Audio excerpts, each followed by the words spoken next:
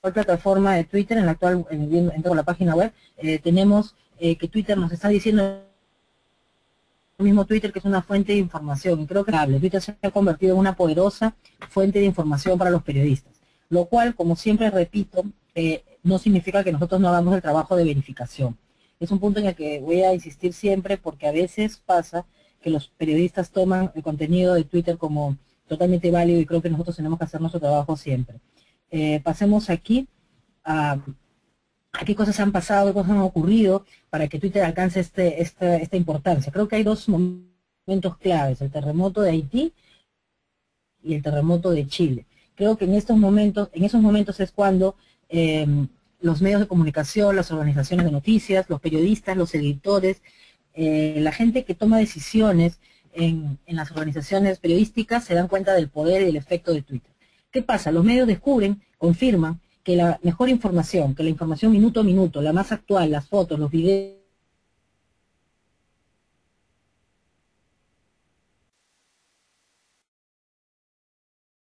televisión, las cadenas de noticias, empiezan a citar a Twitter como fuente.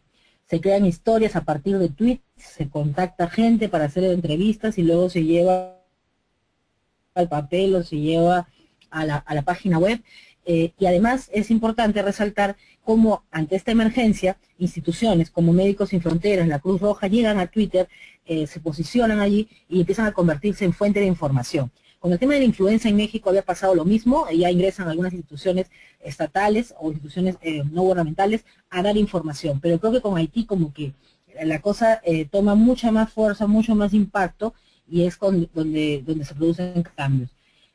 Vamos a ver un poco la cobertura en Haití, que creo que va a marcar un hito en la historia de Twitter. Por ejemplo, aquí tenemos un reporte de Nielsen donde decía que la mayor fuente de información o la principal fuente de información para la gente fue Twitter, no fueron los blogs, no fueron los medios online. ¿Qué tenemos? A través de Twitter fue que se subieron las primeras fotos de lo que estaba pasando allí.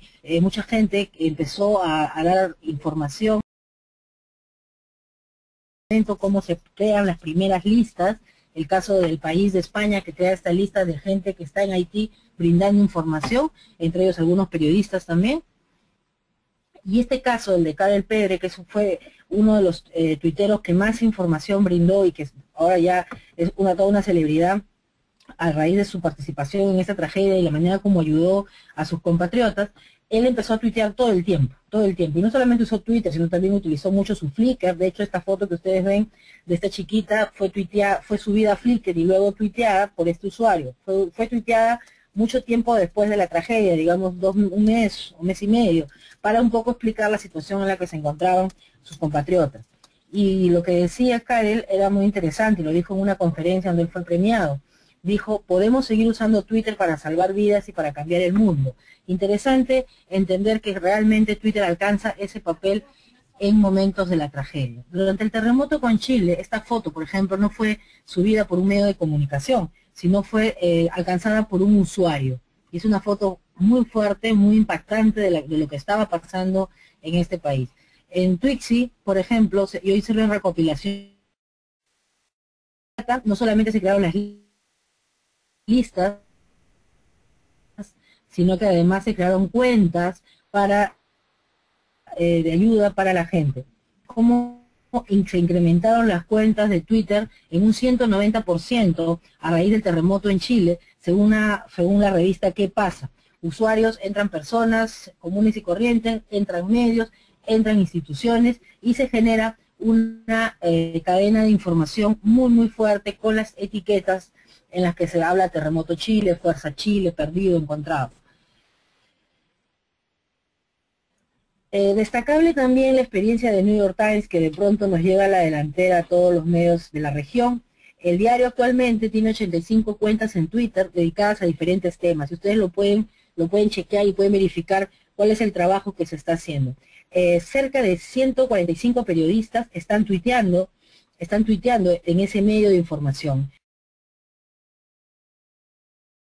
Y Chile, el New York Times, recibió información de usuarios comunes, de usuarios a los cuales de repente no eran parte de su red de contactos, pero se verificó siempre, se añadió a la lista a usuarios más confiables y siempre se dio crédito a la información que provenía de esta gente que estaba siguiendo al New York Times. Creo que si nosotros tomamos información de Twitter, es fundamental citar al usuario. También ocurrió durante el terremoto en Chile. En el caso peruano lo que pasó fue que se tomó una foto de un tuitero que había captado una imagen en la que se veía que el mar se había retirado en Lima. Esa foto, por ejemplo, la hizo en papel y no citaron a esta persona. Obviamente el usuario de Twitter, la usuaria de Twitter, reclamó y protestó en Twitter, y otros medios sí tuvieron la decencia de citarla como debe ser. Buenas prácticas en el uso de Twitter. El Estado de Sao Paulo de Brasil está tratando de contagiar a toda su gente para que participen. De hecho, en el home ya ustedes pueden ver esto, van a encontrar mucha ayuda para los usuarios que de pronto no entienden cómo se tuitea o qué herramienta usar para tuitear desde el celular, por ejemplo. Toda esa información y la lista de los periodistas que tienen Twitter la van a encontrar aquí.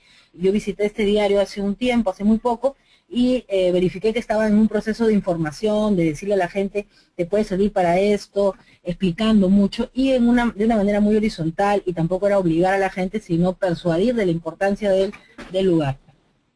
El caso de Perú 21, donde yo trabajo, que también en el home tenemos los temas del día. En el caso del diario tenemos a periodistas y editores tuiteando, dando información, conversando con la gente. Es un grupo todavía pequeño, pero la idea es que otros usuarios se vayan contagiando. El caso de hoy de Ecuador, que siempre lo mencionamos, es el caso de este diario, por ejemplo, informa a su audiencia, a sus 1.213 seguidores, ya de haber subido, cómo están trabajando el diario, cómo lo van haciendo, pero el panorama no es tan bueno como parece. Si tomamos las cifras de los Estados Unidos, ¿qué cosa tenemos? Que solo el 62% de los periódicos incluye enlaces a Twitter desde su página web. ¿Qué más tenemos? Tenemos que el 56% de los periódicos mantiene un directorio de sus cuentas de Twitter en su página web. Los medios, periodistas y cuentas tienen en su promedio 17.717 seguidores, pero siguen a 1.470 usuarios. Como recomendación es que los periodistas y los medios que ingresan a Twitter,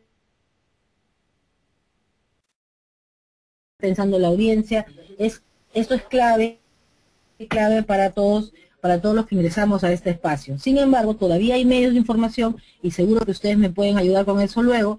O sea, hay medios de información que ingresan a las redes, pero no siguen a nadie. No siguen a nadie y simplemente se encargan de dar simple información, cuelgan sus enlaces y lo toman como un depositario de links. Y esa no es la idea de las redes sociales, ni de Twitter ni de Facebook.